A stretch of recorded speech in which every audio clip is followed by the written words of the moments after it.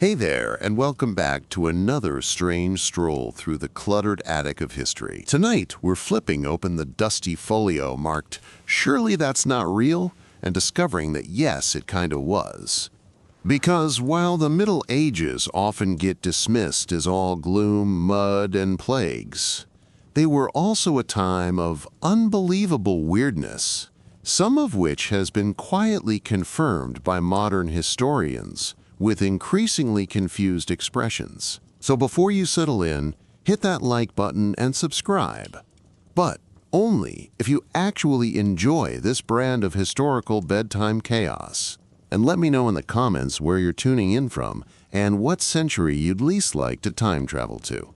Spoiler, tonight's era is a strong contender. Now dim the lights, turn on something that hums, and maybe grab a warm drink, because we're about to explore the medieval myths that were too ridiculous to be true, but weren't, starting with one of the most metal, mushroom-fueled, shirtless war crimes in Norse history.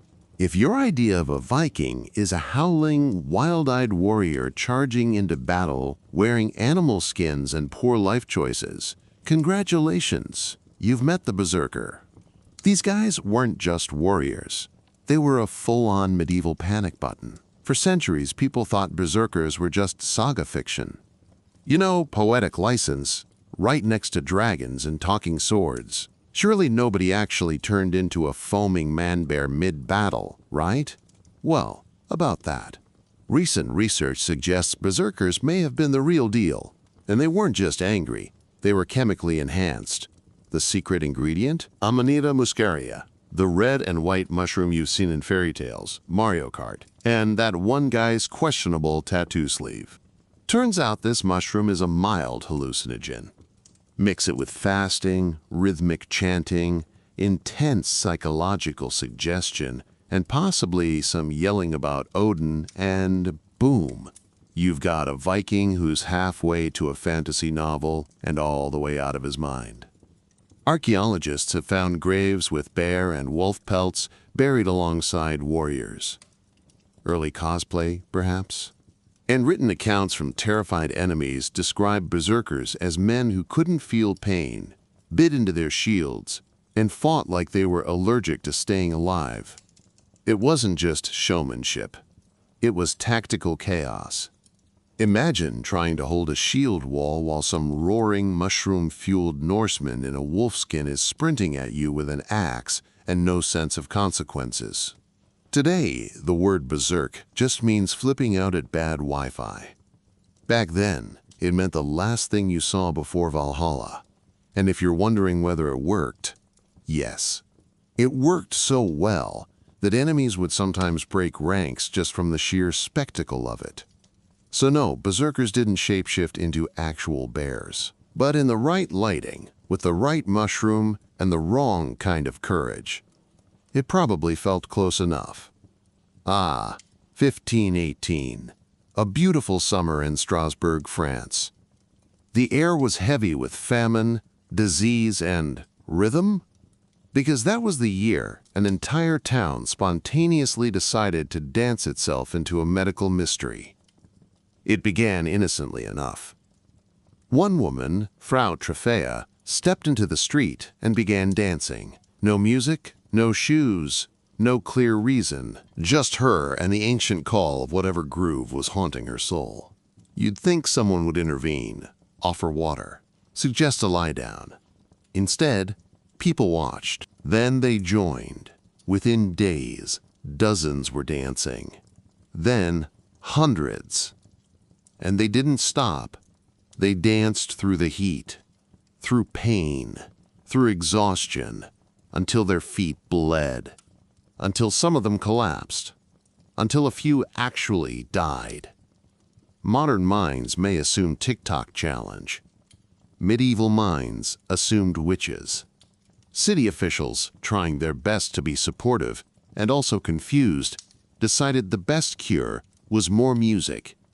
So they built a stage, hired a band, because what's better for involuntary mass choreography than turning it into a literal festival of suffering? Spoiler, it didn't help. So what was this? Theory 1. Ergot poisoning, a hallucinogenic mold that grows on rye. Think LSD, but with more convulsions and zero supervision. Theory 2. Mass psychogenic illness, essentially group stress having a nervous breakdown in dance form. You see someone twitching to an imaginary beat, and your anxious brain goes, "Oh, we're doing this now?" Both theories suggest something was deeply wrong. Not with the dancers, but with the world around them. Famine, fear, poverty, and no Netflix to numb it. For nearly a month, the town of Strasbourg became a tragic disco. The medieval world didn't always respond to mystery with burning torches. Sometimes it built a dance floor. 1212. When medieval optimism met medieval logistics, and the result was deeply unfortunate. This is the story of the Children's Crusade, a campaign that sounds like a heartfelt Pixar movie, but plays out more like a medieval cautionary tale written by someone allergic to happy endings. It began with a young shepherd boy in France named Stephen. Not exactly a name that screams military leadership, but hey, it was the 13th century. Stephen claimed he had received a divine message from Jesus himself: gather a holy army, not of warriors, but of children, and march peacefully to the Holy Land. His weapon of choice, innocence, which, as history will show, is not great against swords, starvation, or sea travel. Thousands of children joined, some out of faith, some out of boredom, some because the idea of doing something important appealed more than another summer of goat herding. They walked barefoot across France, through towns, across mountains, singing hymns, surviving off charity, and sometimes not surviving at all. People cheered them on. Priests squinted in concern. Parents wept. And still they marched. Spoiler, they never reached the Holy Land. Most never even reached a boat. Some turned back. Some starved. Some, heartbreakingly, were tricked by merchants into boarding ships that were supposed to take them to Jerusalem, but instead took them to slave markets in North Africa. Because if medieval Europe had one consistent policy, it was, quote, tragedy, but with paperwork. For years, the whole thing was considered myth, something medieval chroniclers exaggerated to make a point about youthful faith or adult stupidity. But historians started connecting dots in church records, royal documents, and city archives. Something did happen, maybe not just children. The Latin word pueri could mean peasants or servants too, but a very real march happened, and it ended terribly. No swords, no battles. Just faith, manipulation, and a long walk into historical disaster. So next time you see a child leading a parade, maybe check if there's a boat involved. Picture this. It's a quiet afternoon in 14th century France. A child is bitten, fatally, by a pig. Horrific, yes. Tragic, certainly. But what happens next isn't quite what you'd expect from a society grappling with plagues, superstition, and an ongoing feud with personal hygiene. They don't just butcher the pig and move on. They put it on trial, with a judge, and a lawyer, and witnesses, all for a pig. Because in medieval Europe, justice wasn't just blind. It was wildly imaginative. This isn't a metaphor. This is an actual historical event, one of dozens. The year was 1386. The place, Falaise, in northern France. A sow was accused of murdering a 3-year-old child. And since justice demanded order, and apparently theater, the pig was arrested, held in prison, and brought to trial in a proper courtroom. She was even dressed in human clothes for the occasion. Because of course she was. The verdict? Guilty. The sentence? Public execution by hanging. Yes, they hanged a pig. In a dress.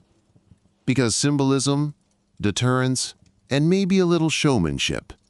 But it wasn't just pigs. Medieval Europe had a bizarre habit of extending the full weight of the law to animals. Not just livestock, either insects, rodents, even birds found themselves at the sharp end of ecclesiastical and secular court rulings. In 1474, in Basel, Switzerland, a rooster was tried and burned at the stake for the crime of laying an egg. Why? Because an egg laid by a male bird was seen as the work of the devil, possibly even the start of a new Antichrist. Because why deal with actual threats when you can conduct a poultry-themed witch trial? In 1510, French villagers attempted to sue a group of weevils, yes, actual bugs, for destroying crops. The court appointed a lawyer for the bugs. The case dragged on for years. Eventually, the court dismissed it due to the defendants' refusal to appear. Classic weevil behavior. And this wasn't rare. From Italy to Switzerland, France to Germany, courts documented cases involving everything from sheep to slugs, and not in fables or moral allegories, in real court records, complete with legal language, public announcements, and the occasional appeal. So, what were they thinking? To the medieval mind, the world was one big moral ecosystem. Everything had a place and a purpose within God's cosmic order. And if animals were part of that order, then surely they could sin, right? Or at least be used by darker forces to do so. So naturally, they had to be held accountable. Today, this sounds like nonsense. But back then, it was law. And it came with a strange logic. By putting animals on trial, communities could make sense of chaos. When a child died or crops failed, you needed someone or something to blame. And you needed ritual, a public process, a symbolic resolution. Blaming a weevil might not stop the next infestation, but it gave the villagers a sense of order in a world where order was in short supply. Some historians argue these trials weren't about justice at all, but theater, a way to vent fear, express grief, and entertain the public. Because nothing says catharsis like a goat in shackles. Others think it was a way to reinforce human dominance, a moral pecking order. We, the people, hold dominion over the beasts. So we judge them, even if one of them is a rooster who just happened to be biologically confused. And sometimes, just sometimes, the trials were rigged.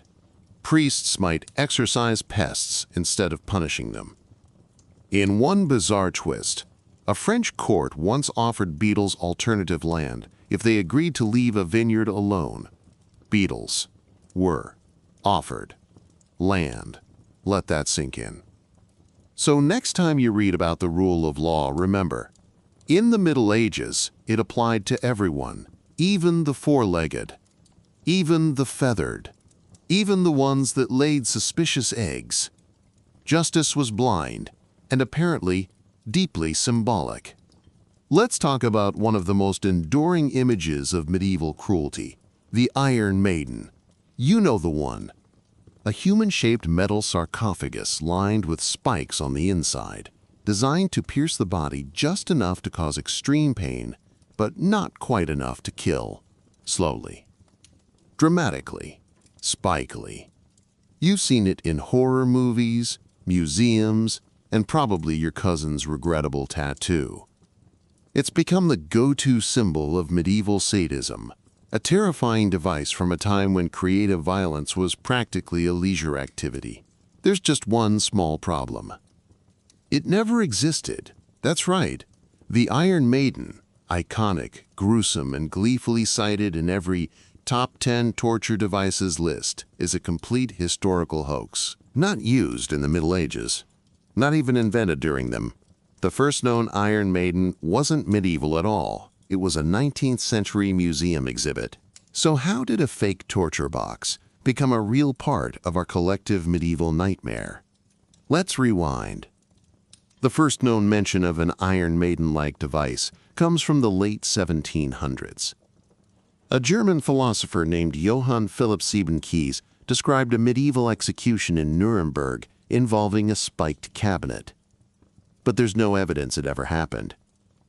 Historians now believe Debunk either made it up or was inspired by older, non-spiky punishment stories and decided to add some flair. By the early 1800s, someone in Nuremberg thought, you know what this museum needs? A horrifying, bloodthirsty prop. So they built one. They welded spikes inside an old upright coffin, slapped on some scary ironwork, and declared it medieval justice incarnate. The public loved it. Tourists shuddered. Writers got inspired. Museums around Europe began commissioning their own versions, all completely fabricated, all proudly displayed as, quote, genuine medieval artifacts. To be clear, yes, medieval torture existed, and it was inventive, theatrical, and completely devoid of HR policies. There were racks, thumbscrews, heretics' forks, branding irons, and something called the Pair of Anguish, which sounds like a folk band but definitely wasn't. But the Iron Maiden? Too theatrical, too intricate, too cinematic. It simply didn't match the tone of actual medieval torture, which was usually performed quickly, messily, and without the luxury of hinge design. So why has the Iron Maiden stuck around in popular culture? Because it feels true. It fits our expectations of a brutal, superstitious time. It confirms our worst assumptions, that people back then were more barbaric, more inhumane, more goth. It's scary, it's simple, and it looks fantastic in dim museum lighting. In reality, the Middle Ages were horrifying in quieter, smellier, more practical ways. Executions were often public, but simple. Punishments relied on shame, mutilation, or exile, not theatrical contraptions that required a blacksmith and an interior designer. So next time you see an Iron Maiden behind museum glass, take a closer look at the sign. Chances are it'll quietly admit that the exhibit is Victorian-era fantasy, not medieval reality. And if there's a moral here, it's this. Never underestimate the human appetite for a good scary story, especially when it involves spikes. Let's clear the medieval air, shall we? Because among all the myths that cling stubbornly to history like an old cobweb in a forgotten turret, few are as persistent or as unfair as this one. People in the Middle Ages thought the earth was flat. You've heard it, you've maybe even said it. It's the historical equivalent of an internet rumor your uncle refuses to fact-check. But here's the truth. They knew. They absolutely, unequivocally, undramatically knew that the earth was round. Not some. Not a few enlightened scholars in dusty monasteries. The majority of educated medieval Europeans, monks, teachers, even sailors, were firmly aboard the spherical earth train. In fact, they never really got off it. Let's rewind to where this myth should have died quietly. Classical antiquity. As far back as the 6th century BCE, ancient Greek thinkers like Pythagoras and later Aristotle were arguing for a round earth, not because of divine inspiration, but because of evidence. Ships disappearing hull first over the horizon, the curved shadow of Earth during a lunar eclipse, the fact that different constellations are visible from different latitudes. All things observable by anyone with eyeballs and some patience. And their ideas carried through. Medieval scholars had access to classical texts. They weren't just sitting in towers debating how many angels could dance on a pin. They were copying, studying, and arguing over the works of Aristotle, Ptolemy, and others who accepted Earth's roundness as common knowledge. Even school books. Yes, medieval children had textbooks, often with more terrifying handwriting than content, taught the Earth was a sphere. One 13th century textbook even included exercises where students calculated how the curved Earth affected time zones. This was not a fringe theory, it was curriculum. So how did the flat Earth myth become so, well, widespread? Enter the 19th century, a time of growing secularism, scientific pride, and the urge to dunk on the past. Writers and educators wanted the Renaissance and Enlightenment to look extra shiny, and the easiest way to do that was by painting the Middle Ages as dark, dumb, and dangerously flat. Washington Irving, yes, the Sleepy Hollow guy, didn't help. He wrote a wildly popular, mostly fictional biography of Christopher Columbus, in which brave Chris has to convince a bunch of flat earth believing clergymen that he won't fall off the edge of the world. It was dramatic. It was patriotic. It was made up. In truth, Columbus's critics didn't doubt the shape of the earth. They doubted its size, specifically how far you'd have to sail west before hitting land. And spoiler, they were mostly right. If the Americas hadn't existed, Columbus would have died somewhere in the endless blue, muttering, "But it's definitely round." So why does the flat earth myth survive? Because it's convenient. It gives us a sense of progress. It lets us look down on the past and feel smart in comparison. And let's be honest, the idea that medieval people thought they'd fall off the edge of the map? It's too deliciously silly to question. But question it we must. Because while the Middle Ages had their moments of bizarre logic, burning heretics and deeply suspicious bread, they did not think the planet was a pancake. The world was a sphere. They knew it. And now, so do we. Imagine you're accused of stealing your neighbor's sheep. There's no surveillance footage, no DNA evidence, no true crime podcast to argue your case, just a village full of suspicious faces and a priest who looks like he's read exactly one book on law, and it's mostly about sin.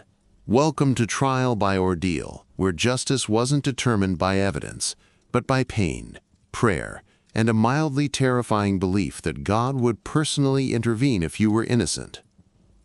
Let's start with the ordeal of boiling water. It worked like this. A pot of water was brought to a rolling medieval boil, and a small stone or ring was dropped into it. Your task, should you be wrongly accused and still hoping for acquittal, was to reach in and grab the object with your bare hand. You'd then have your hand wrapped up, sealed, and blessed. After 3 days, a priest would unwrap it and judge whether your burns were healing cleanly. If yes, innocent. If not, hope you enjoy sheep prison. Need something spicier? Try the ordeal of red-hot iron. Same principle, different kitchen appliance. You'd carry a bar of glowing hot iron for several paces, usually 3. Again, your hand was bandaged, and your skin's healing progress was interpreted as the literal verdict of divine judgment. Feeling brave? Then there's the ordeal of cold water, which sounds relaxing until you realize it involved being tied up and thrown into a river. If you floated, it meant the water, being pure, had rejected you. Guilty. If you sank, innocent. Also, possibly drowned. Justice had its flaws. To the medieval mind, this all made perfect sense. The idea was simple. God knows the truth. And if God truly wants to protect the innocent, he'll work a little healing magic, or at the very least, convince a river to give you a pass. Today, we call this faith-based litigation. Back then, it was just Tuesday. Oddly, it wasn't always as sadistic as it sounds. Many priests, realizing the stakes were sky-high and the science non-existent, would secretly game the system. They might cool the water just a bit, or not fully heat the iron, or just interpret the healing very generously. Because if you're the local clergy, the last thing you want is divine justice, making everyone terrified of attending Mass. Over time, the Church began to feel a bit awkward about this system. In 1215, the Fourth Lateran Council officially banned clergy from participating in trials by ordeal. That didn't stop everyone. Some communities kept the practice going out of habit, desperation, or just plain theatricality. Eventually, though, it faded, and in its place rose actual evidence-based trials, more sophisticated legal procedures, and, eventually, the courtroom dramas we know and love today. But the idea of God as the ultimate judge never really left. Even modern courtrooms still ask witnesses to swear an oath, "So help me God." The difference is, today we don't make them carry hot metal to prove it. So next time you feel nervous about jury duty, just be glad it doesn't involve boiling cauldrons or surprise baptisms with legal consequences. If you were looking for a peaceful place to build a monastery in the early Middle Ages, you might think of a hilltop, a sunny valley, or anywhere that didn't regularly try to suck your shoes off in knee-deep mud. But not the monks of Crowland Abbey. No, they saw a swamp and said, "This'll do nicely." Located deep in the English fenlands, a region best described as soggy, flat, and mosquito-forward, Crowland Abbey is one of those rare medieval myths that turned out to be gloriously true. Local legends spoke of a magnificent abbey built in the middle of a marsh, its towers rising like a holy mirage out of the mist. Early scholars dismissed it as spiritual exaggeration. I mean, who would actually build a giant church surrounded by wet despair? Turns out, monks would. And not just any monks. 8th century monks who didn't have construction companies, backhoes, or waterproof boots. They had logs, faith, and a stubborn refusal to be sensible. So how did they pull it off? With sheer muddy ingenuity. They began by building up the marshy land using layers of clay, gravel, and reeds, creating raised platforms that wouldn't instantly vanish into the peat. They drove wooden piles deep into the soggy ground, creating solid foundations. Think of it as a medieval version of piling your furniture on bricks to avoid flooding, but with architecture and prayers. They constructed causeways, elevated walkways made from logs and packed earth, so that monks and pilgrims could actually reach the abbey without having to swim for their souls. One of these walkways still survives in folklore as Guthlack's Dyke, named after the hermit saint who first lived there, a man so holy he thought the mosquitoes were character building. And then there's the piece de resistance, the triangular bridge. Yes, a three-way stone bridge built in the 14th century that connects 3 roads over a confluence of canals, and it's still there, still triangular, still confusing the GPS. So why build here, of all places? 2 reasons. 1. Isolation. Monasteries were supposed to be separate from the sinful world. And nothing says holy seclusion like being surrounded by natural quicksand and livestock with webbed feet. 2. Property value. Swampland was cheap. Nobody else wanted it. So monks got it on the medieval equivalent of a bargain bin sale, then spent centuries turning muck into magnificence. They drained land, farmed eels, built fish ponds, invented cheese, and created a spiritual and economic hub in the middle of nowhere. A kind of Benedictine Venice, but with fewer gondolas and more psalms. For generations, pilgrims slogged through the bogs to visit Crowland Abbey. Its library grew. Its relics drew crowds. And its marshy foundation held firm, a miracle of faith, engineering, and the overwhelming human urge to build complicated things in terrible places. Eventually, the abbey fell to Henry VIII's dissolution of the monasteries, as did so many, but parts of it remain, weathered, half-ruined, but still standing above the same ground that once tried to eat it. So yes, that myth about a cathedral in the swamp? Confirmed. And it proves that sometimes, even in the foggy corners of medieval history, truth is not only stranger than fiction, it's significantly damper. Of all the strange tales to emerge from the medieval imagination, few are as enduring or as politely ignored by church historians as the story of Pope Joan. Yes, a woman, who allegedly disguised herself as a man, climbed the ecclesiastical ladder, and became pope. Not a joke, not a satire. A legend whispered through medieval Europe with the kind of scandalous energy that makes modern tabloids look like choir newsletters. The story goes like this.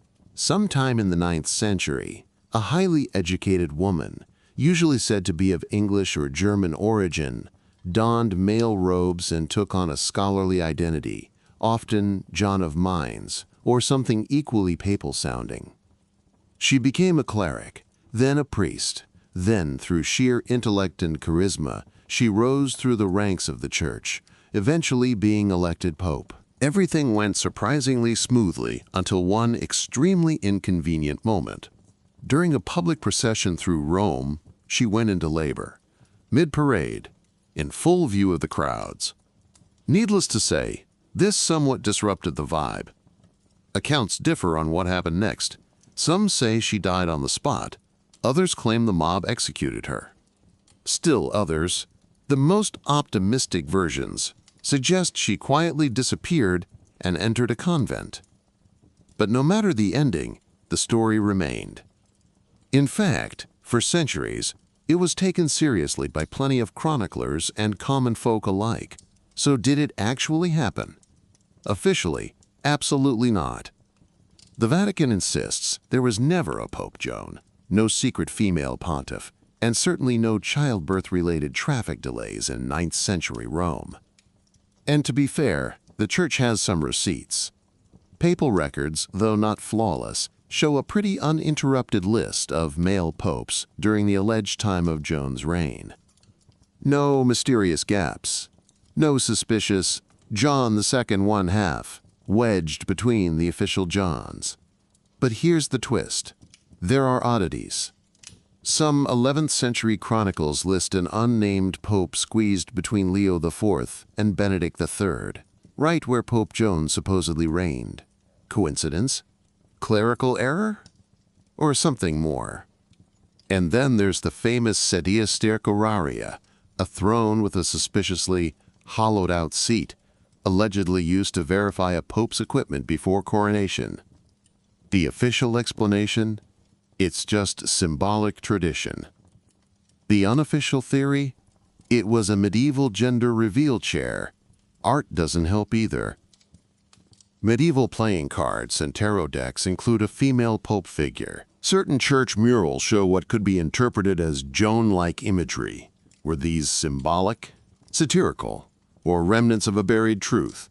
Modern historians remain divided. Most lean toward the myth explanation, a kind of allegorical cautionary tale wrapped in scandalous drama. After all, the story exploded in popularity after the 13th century, during a time when church authority was being questioned and rebellious monks were writing fan fiction with theological flair. But the persistence of the legend is telling. For centuries, the story of Pope Joan was taught, referenced, even believed, right up until the Renaissance, when the Church quietly began phasing her out of the narrative like an embarrassing ex. By the 17th century, official documents no longer mentioned her. Statues allegedly depicting her? Removed or renamed. Historians asking too many questions? Redirected politely toward more approved saints. And yet, she never really disappeared. Today, Pope Joan remains a tantalizing what if in the annals of history. A symbol of subversion, cleverness, and ecclesiastical anxiety. Maybe she existed. Maybe she didn't. But one thing is certain. Her story was powerful enough to rattle the most powerful institution in medieval Europe. And that alone is worth a raised eyebrow and a respectful, Friday the 13th, the day modern calendars fear. Airlines avoid it. Horror movies adore it. And somewhere, a teenager is whispering Bloody Mary into a mirror because their cousin dared them. But where did it start? Was it Norse mythology? Biblical betrayal? An unlucky dinner party? All possible. But there's one theory that carries actual historical weight, and it comes with knights, torture, treasure, and the French crown's overdraft account. Let's rewind to October 13th, 1307, a Friday, naturally. The scene? France. The villains? Arguably everyone. On that morning, King Philip IV of France, known affectionately as Philip the Fair, which was ironic given his personality, launched a sweeping arrest of one of the most powerful organizations in medieval Europe, the Knights Templar. Now, if you only know the Templars from video games, conspiracy shows, or that one uncle who won't stop talking about secret bloodlines, here's the short version. The Knights Templar were a religious military order founded during the Crusades. They wore white robes with red crosses, fought in the Holy Land, and most importantly, got very, very rich. Over time, they became a kind of medieval bank. They owned land, collected taxes, and issued loans. Kings trusted them to move money and guard treasure. And like any good financial institution, they became extremely annoying to anyone in debt. Which brings us back to King Philip. By 1307, he was deeply in debt to the Templars. War isn't cheap, neither are elaborate court rituals and imported wine. And Philip, he wasn't the type to budget. He was the type to arrest his creditors. So, in an expertly coordinated move, Philip ordered the simultaneous arrest of Templars across France. Dawn raids, hundreds taken. And the charges? Well, let's just say he didn't hold back. The Templars were accused of everything from heresy to spitting on crosses, idol worship, homosexuality, and kissing each other in secret initiation rites. Modern historians generally agree these were fabricated. Philip needed a scandal big enough to justify mass seizures of wealth, and the church, under pressure, reluctantly went along with it. The arrested Templars were tortured into confessing. Some recanted and were burned at the stake. Many simply vanished into prison. Their grandmaster, Jacques de Molay, was held for 7 years before being executed in 1314, reportedly cursing both Philip and Pope Clement V from the flames. And get this, both Philip and Clement died within a year. Coincidence? Sure, unless you're Dan Brown. So, did this grim Friday birth the superstition around Friday the 13th? Here's where it gets squishier. The association between the date and bad luck doesn't appear in writing until the 19th century. Before that, Fridays and the number 13 were already viewed with mild suspicion in Christian Europe. Jesus was crucified on a Friday, and 13 guests at the Last Supper didn't end well for Judas. But the idea that Friday the 13th is cursed, that really took off in the 1900s. Still, for fans of spooky symmetry, the Templar arrests on October 13th remain the most satisfyingly grim historical anchor for the myth. A real Friday. A real 13th. A real day when power, paranoia, and unpaid debts collided in a moment of orchestrated betrayal. And while the superstition may be modern, the vibe of that day. Pure medieval drama. Picture this. A medieval city shrouded in fog. Monks gliding silently across walkways raised above dark waters. A gleaming stone abbey standing tall, surrounded on all sides by swamp. It sounds like a dream, or at the very least, a medieval miracle. For centuries, locals spoke in hushed tones of Crowland Abbey, an impossibly majestic monastery built right in the heart of England's marshiest misery. To the outsider, it was legend, the kind of place where bridges formed from prayer and monks never sank. Skeptics, of course, rolled their eyes. After all, why would anyone build a massive religious complex in a bog?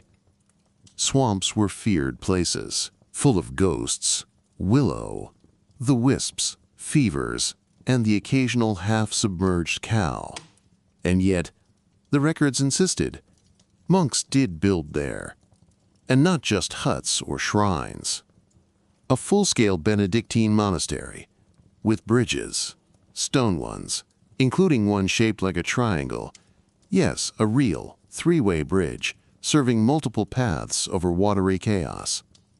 At some point, even Victorian historians threw up their hands and called it poetic exaggeration. But then came the archaeologists. Armed with ground-penetrating radar, shovels, and a healthy skepticism, they went looking for the myth. And they found it. Crowland Abbey was, and is, real. Founded in the 8th century, it stood proudly for centuries, rising from the fenland mists like a divine hallucination. And everything the locals had claimed turned out to be stunningly, stubbornly true. The triangular bridge? Still standing. mossy, weathered, and quietly magnificent. Built in the 14th century to span 3 waterways, an architectural oddity so rare it remains almost unique in Europe. The marshland? Still treacherous, but cleverly tamed. Monks had driven timber deep into the bog to create raised platforms. They used gravel, turf, and sheer willpower to build up causeways. They drained land, not with magic, but with early engineering, slowly transforming sludge into salvation. And their reward? A spiritual haven, a place of pilgrimage, scholarship, eel farming, and yes, cheese production. Because even in divine isolation, a monk's got a snack. What's more, this wasn't a one-off. Across medieval Europe, stories of impossible monasteries springing up in ridiculous places were often based on real feats. From mountaintop abbeys in France to island sanctuaries in Ireland, religious communities regularly defied gravity, common sense, and sometimes the laws of hydrodynamics. Not for show, not even for tourism. The Middle Ages were not known for marketing, but because the harder the work, the holier the site. The more remote, the more pious. So yes, the myth of monks floating serenely through the marsh, building cathedrals out of mud and murmurs? It's true. Just add a few decades of labor, a strong back, and divine plumbing strategy. Today, visitors to Crowland still marvel at the remains. The abbey is partly ruined. Thank you, Henry VIII, but the spirit lingers. The triangular bridge still connects nowhere to nowhere. Misty trails still crisscross the land, where pilgrims once trudged in hope and damp socks. And the legend? It's no longer just a story. It's proof that sometimes the wildest medieval whispers turn out to be just soggy truth in disguise. Today, we shower daily. We scrub, lather, exfoliate, and occasionally feel guilty about skipping conditioner. But in the medieval world, the sight of someone too clean could make you suspicious. Because contrary to the myth that medieval people never bathed, they did, at first. In fact, early medieval Europe loved baths. Public bathhouses were common in towns and cities across the continent. Not just for washing, but for socializing, eating snacks, and possibly indulging in extra services, depending on the neighborhood and the hour. Roman-style baths persisted into the early Middle Ages. Monasteries had designated bath days. Kings kept private bath attendants. And hot water wasn't just for nobles.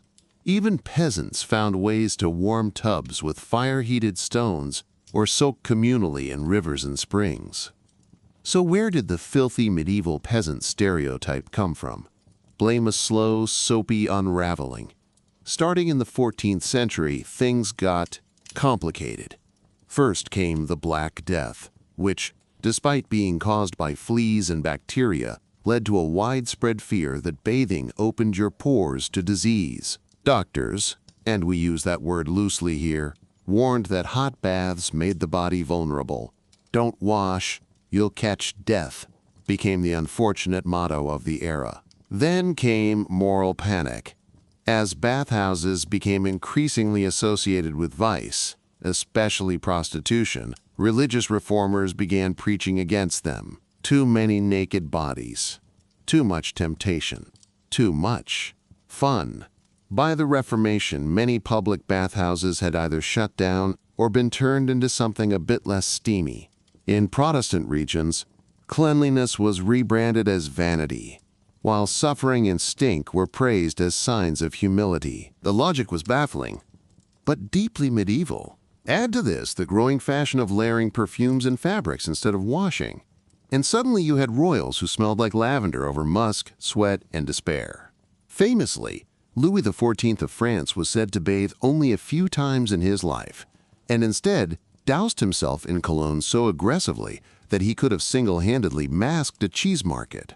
Even Queen Elizabeth I reportedly bragged that she bathed once a month, whether I needed or not. Royal standards. Yet, even during this time, people did wash, just differently. Hands, faces, feet all got regular attention with cloths and basins. Linen undergarments were changed often, acting as medieval body wipes, and sweat was simply a fact of life.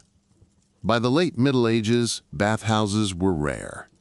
By the Renaissance, suspicion of full bathing was practically mainstream. Only in the 18th and 19th centuries did hygiene re-enter fashion, helped by science, plumbing, and a few brave souls who questioned whether dirt was actually next to godliness. So no, medieval people weren't allergic to bathing. They just lived through centuries where being too clean could raise eyebrows or get you accused of sin, sorcery, or stupidity. And yet, they survived. Greasy, perfumed, and occasionally damp. Today, if you wake up at 2:30 a.m., you grab your phone, stare at memes, regret your existence, and pray to the caffeine gods. But in the Middle Ages? Waking up in the middle of the night wasn't strange. It was the plan.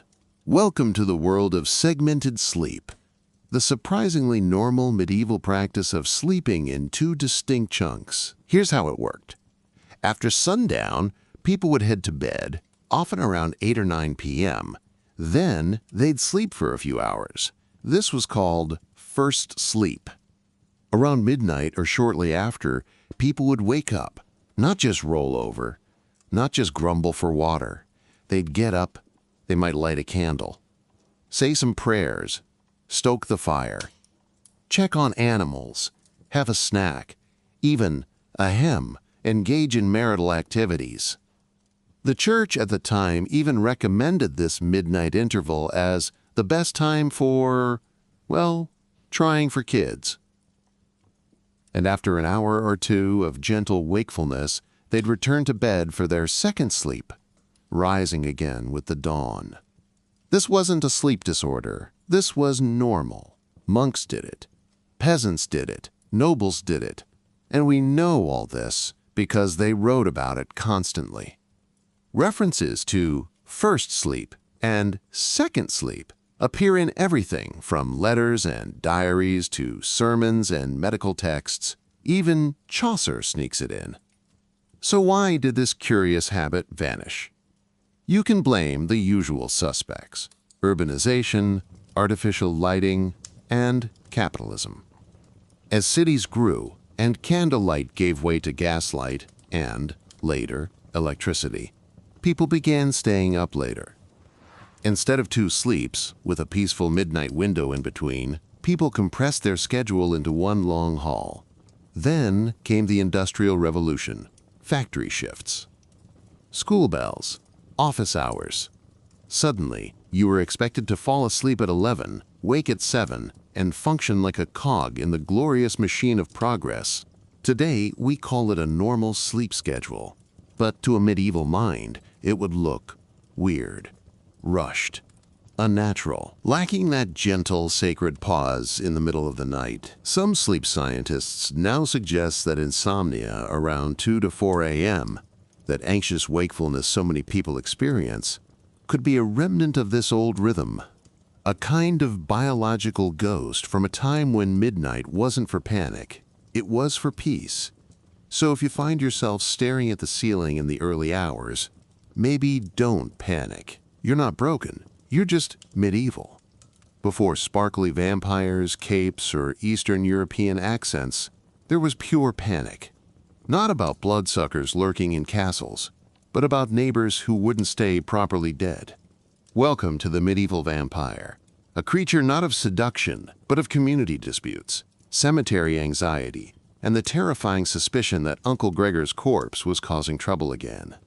Let's set the scene. You're a farmer in 12th century England. Your neighbor died last week, let's say after a dramatic bout of coughing, nosebleeds, and dramatic accusations.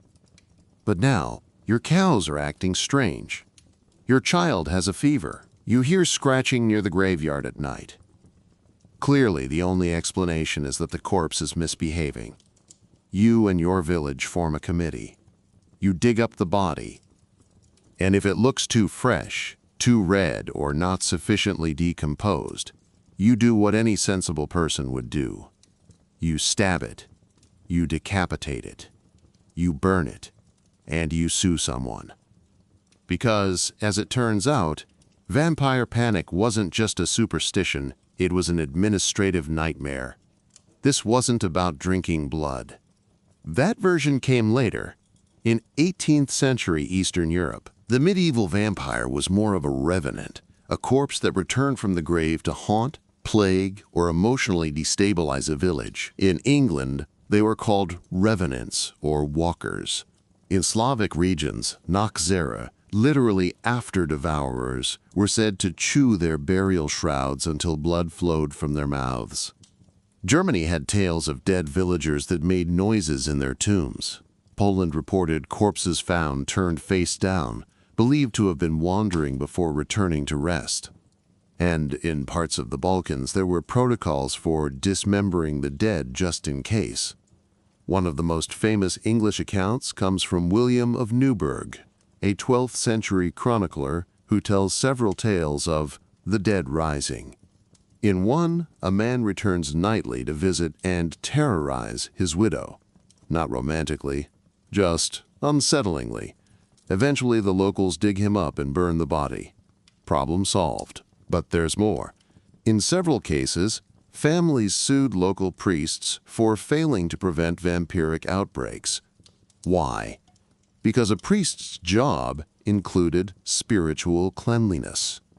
And if corpses started misbehaving, surely the local clergy hadn't blessed the grounds properly. Some regions even had laws about how to deal with suspect corpses, including fines if you exhumed a body without permission. Let that sink in. You couldn't just stake someone spontaneously. You needed legal documentation. What caused all this? Well, science hadn't quite caught up yet. People didn't know how bodies decomposed. They didn't understand rigor mortis, gas buildup, or why blood might appear around the mouth during certain stages of decay. They just knew that sometimes a dead person looked suspiciously lively. And when you're living in a village with bad crops, high fever, and zero germ theory, blaming the recently dead makes a twisted kind of sense. It gave people a target, a ritual, and a weird sort of closure. Eventually, the vampire legend morphed. By the 1700s, it had shifted eastward and become sexier, paler, and more literary. But at its core, it was always about one thing. What if death isn't the end? What if it's just bad behavior, waiting to happen? If you've ever looked out at a rainy sky and cursed it under your breath, you're not alone. But medieval folks didn't just shake their fists at the clouds. They tried to negotiate with them. In a world where divine intervention explained everything from good crops to frog infestations, weather wasn't just weather. It was judgment. And when it acted up, you had options. Today, we complain. In the Middle Ages, they put the weather on trial. Or rather, they tried the things causing the weather. Demons, saints, even local cloud herders, if you were lucky enough to live near one. Let's talk about tempestarii, people believed to control storms. These were your local storm wranglers, often elderly, odd, and in possession of suspiciously good cabbage. If a hailstorm wrecked your barley field, you didn't blame God. You blamed Bertha, who lived near the woods and always seemed dry, no matter the forecast. Some were accused witches. Others were simply unpopular. But the belief was widespread. Someone must be stealing our good weather. Enter the church, which walked a hilariously complicated line. On one hand, God controlled the weather. But on the other hand, demons clearly meddled with it. So if someone made a pact with demons, say for drought insurance, the church got involved. There are records from 9th century France of villagers asking priests to exorcise clouds, literal cloud exorcisms. They would march into the fields with relics, icons, and incense, chanting prayers at the sky like it owed them rent. Other times, monks climbed hills and rang bells, believing the sound would dispel storm demons. It didn't, but it did irritate nearby animals. But wait, it gets better. In some cases, if the weather really misbehaved, say hailstorms during a feast day or a suspicious drought after someone insulted a saint, the people wouldn't just pray, they'd put the storm itself on trial. That's right, there are documented ecclesiastical court cases where communities symbolically summoned clouds, hail, and storms to answer for damages. They'd draft legal declarations, calling upon the weather to repent. Sometimes these documents were read aloud to the sky, like a very formal threat.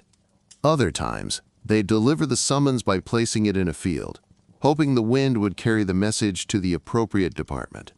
And if crops had been damaged, villagers might request a mass, procession, or even penance from local clergy, because surely someone's sins had offended heaven.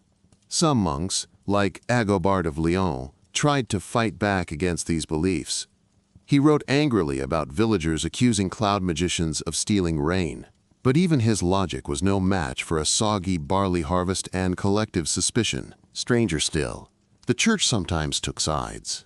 In several instances, bishops declared that if storms persisted, they were likely punishment for sin, and issued regional penances, such as abstaining from dancing, wearing jewelry, or having fun until the weather improved. Yes, even fun was seen as a climate hazard.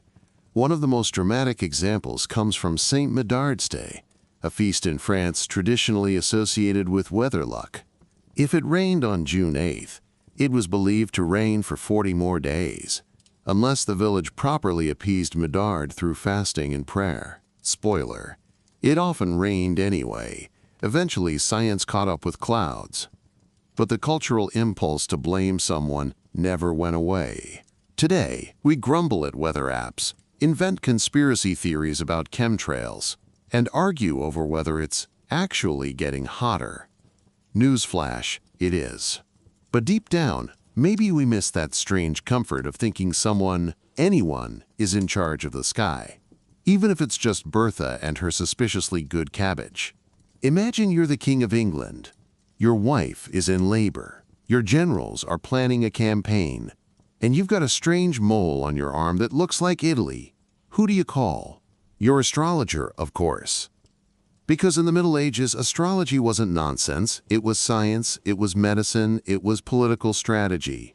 And it was the medieval version of asking, Mercury's in retrograde, right? That's why everything's on fire? Let's set the scene.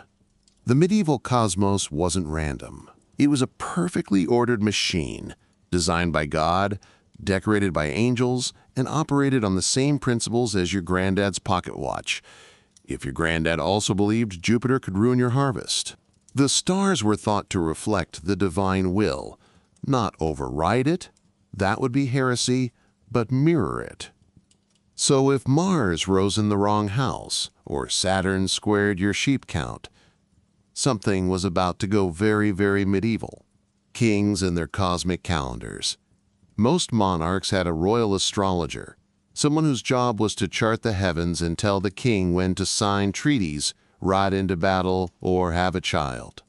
In 12th century England, King John reportedly refused to travel on days his astrologer warned against. Though, to be fair, John also lost his crown jewels in a swamp, so maybe he should have also hired a royal logistics advisor. In France, the powerful Catherine de' Medici surrounded herself with stargazers, including the famously vague Nostradamus, who was more of a poetic weather app than a prophet, but incredibly popular. Even the church dabbled. Despite official disapproval, many monasteries had detailed astronomical charts, some of which blurred into astrology. Because while God may have set the stars, it would be rude not to glance at them occasionally, just to see if he left any notes. Medicine written in the stars' astrology wasn't just about politics.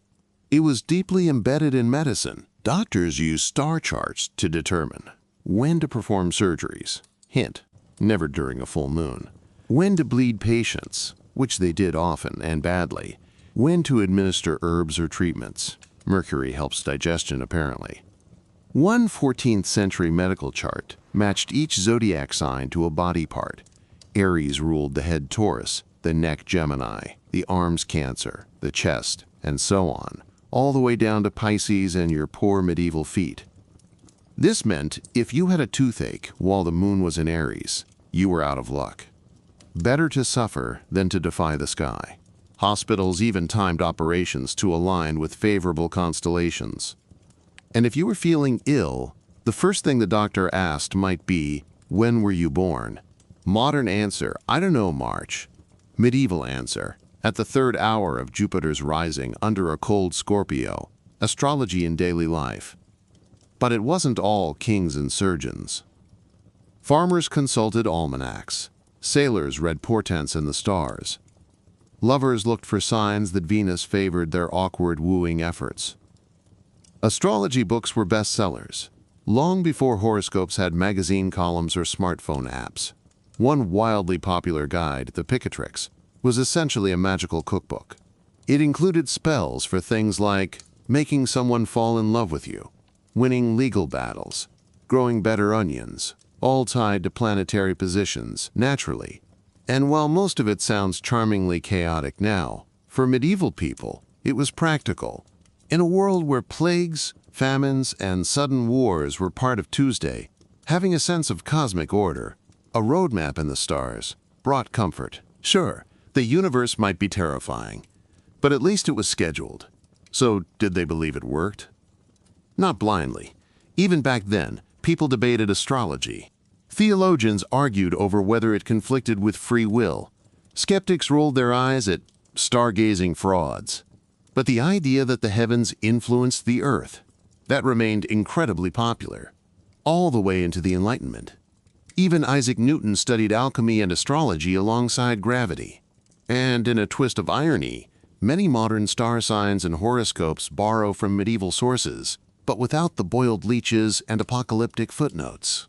So next time you read that Mercury is in retrograde, just know you're participating in a 1,000-year-old tradition, one that once helped decide coronations, surgical schedules, and whether it was safe to plant beets on a Thursday.